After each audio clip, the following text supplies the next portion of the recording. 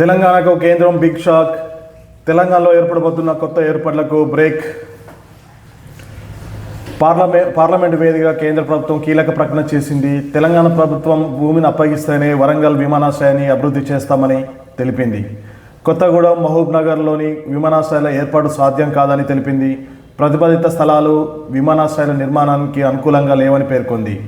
అలాగే నిజామాబాద్లో నిర్మాణం సాధ్యమే అయినప్పటికీ పలు అవాంతరాలు ఉన్నాయనేసి తెలిపింది.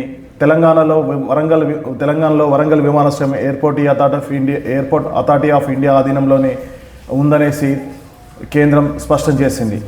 ఎయిర్పోర్ట్ అభివృద్ధికి 253 ఎకరాల భూమి అవసరమని, ఆ రాష్ట్ర ప్రభుత్వం స్థలం అప్పగించడంపైనే ఎయిర్పోర్ట్ అభివృద్ధి ఆధారపడి ఉందని పేర్కొంది. తెలంగాణ సర్కార్ ప్రతిపాదించిన స్థలాలు విమానాశ్రయాల నిర్మాణానికి అనుకూలంగా లేవని స్పష్టం చేసింది. పెద్దపల్లి, కొత్తగూడెం, మహబూబ్నగర్, నిజామాబాద్లోని కొత్త గ్రీన్ఫీల్డ్ ఎయిర్పోర్టు కోసం తెలంగాణ ప్రభుత్వం కేంద్రానికి ఇటీవల ప్రతిపాదనలు పంపిన విషయం తెలిసిందే. ఈ క్రమంలోనే కేంద్రం కీలకమైన ప్రకటన చేసింది.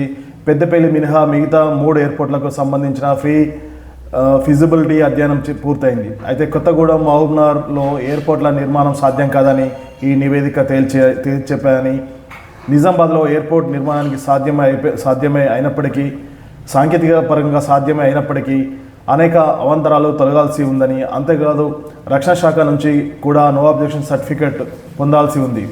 రాజ్యసభలో తెలంగాణకు చెందిన ఎంపీలు అడిగిన ప్రశ్నకు కేంద్ర పౌర విమానయాన